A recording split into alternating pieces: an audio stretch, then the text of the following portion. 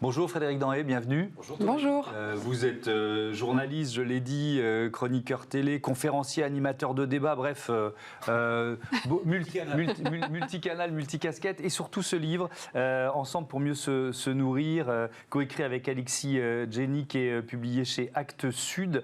Qu'est-ce qui vous a plu dans l'idée déjà de se lancer dans un projet comme celui-là? Pourquoi vous êtes lancé?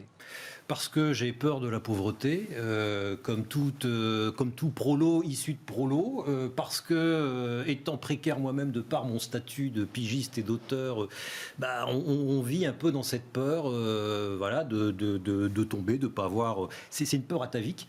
Et puis, c'est mes origines, je suis issu d'une ville ouvrière frappée par le chômage, donc j'ai voulu... Laquelle?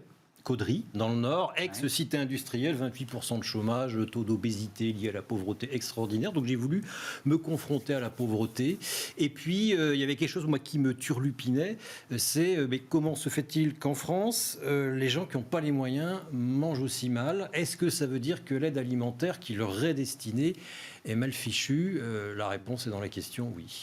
Et justement, pardon Émilie, mais peut-être on n'a pas défini. Est-ce qu'il y a un critère? Qu'est-ce qui définit la précarité alimentaire? On comprend bien le mot, mais est-ce qu'il y a un critère?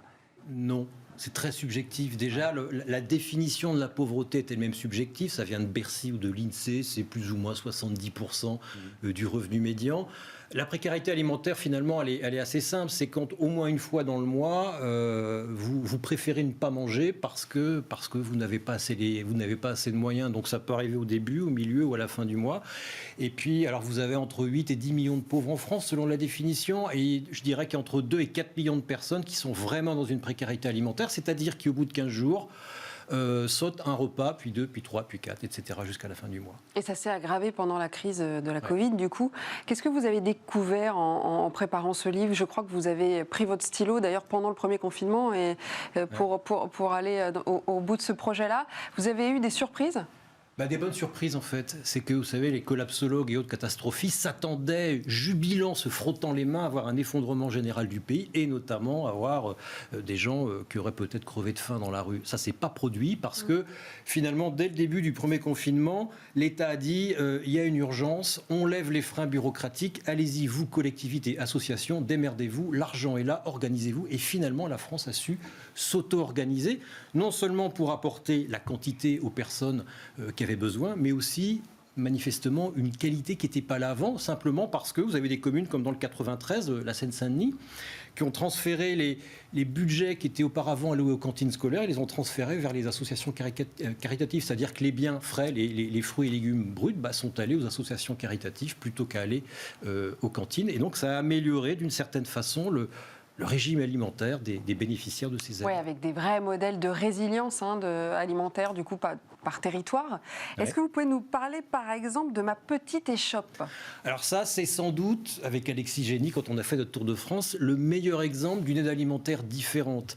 Les gens qui en bénéficient disent souvent, nous, on est mal considérés, on a l'impression d'être nourris avec des rebuts, nous-mêmes qui sont des rebuts de la société. Puis quand on va dans des associations, dans certaines épiceries sociales et solidaires, dans certaines coopératives, on a l'impression d'être dans... qu'on va nous donner une leçon parce qu'il y a des affiches pour sauver la planète, parce qu'il y a des affiches pour mieux manger, alors que nous, on veut juste être des consommateurs. Ma petite échoppe à Antony, c'est ce qu'ils ont réussi. C'est-à-dire c'est un lieu joli, comme un magasin bio. C'est un lieu qui n'affiche aucune profession de morale. C'est un lieu qui dit juste, vous êtes considérés comme des consommateurs. Vous faites vos courses, vous avez le choix, vous pauvres qui n'avez jamais le choix dans vos colis.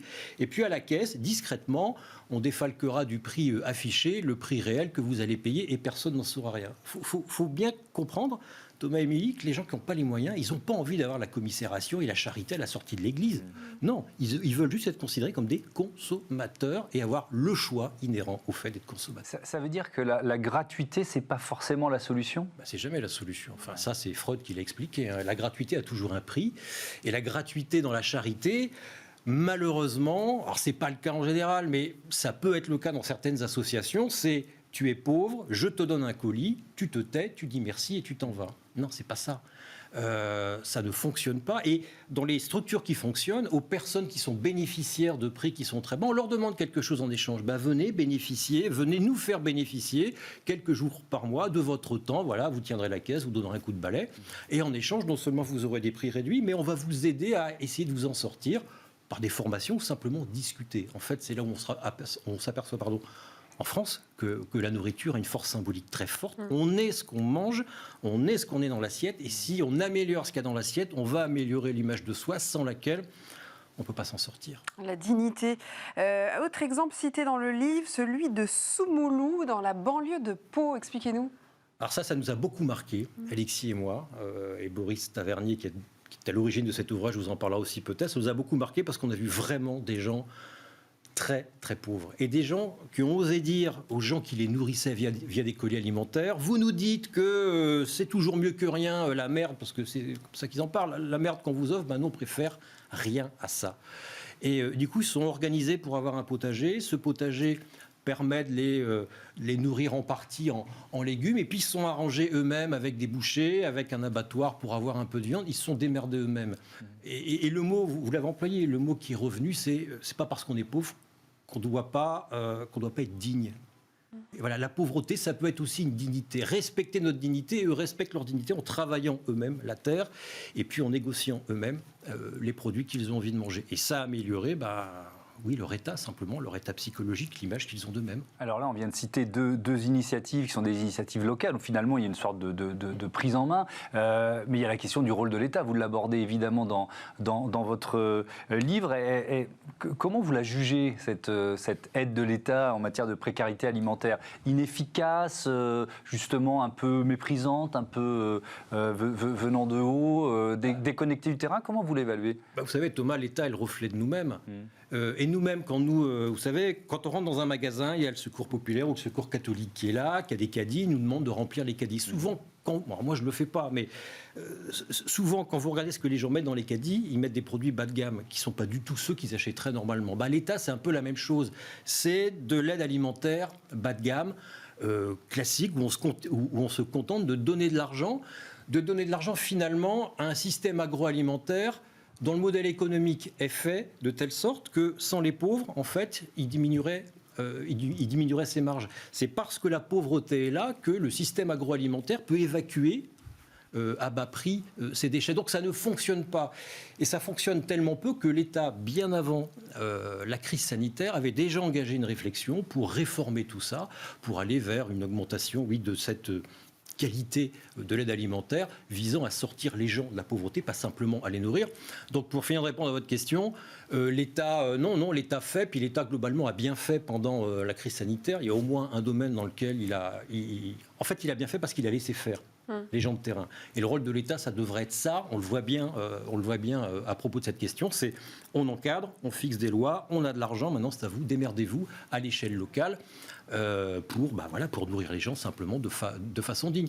Donc oui, l'État était plutôt pas mal. Alors vous parlez de solutions aussi dans le livre. Vous terminez notamment avec cette idée du chèque alimentaire. Est-ce que vous pouvez nous raconter? Alors ça part de l'idée de la sécurité sociale alimentaire qui est fort débattue en ce moment, qui consisterait à donner à chacun de nous, vous comme moi, 150 € par mois pour manger des meilleurs produits. Bon, ça, j'y crois pas 2 secondes. C'est comme le revenu universel. Si vous ne capez pas les prix de l'immobilier, ça va créer de l'inflation, ce sera bouffé par l'immobilier. Ce serait pareil là. Un chèque de 150 €, il serait bouffé par la grande distribution. Moi, mon idée, c'est vous avez peu de moyens, on vous donne un chèque, mais le chèque, vous ne pourrez le dépenser que chez un producteur du coin qui travaille d'une bonne façon, en conservation des sols ou en bio par exemple, chez le petit primeur, mais en aucun cas dans l'agroalimentaire, parce que sinon le système ne pourra jamais être modifié. Un peu comme fonctionnent les monnaies locales, c'est ça. On a une monnaie qu'on peut dépenser que chez certains commerçants de proximité. Exactement. Et le système agricole américain, on ne le dira jamais assez, le système agricole américain ne fonctionne que par le soutien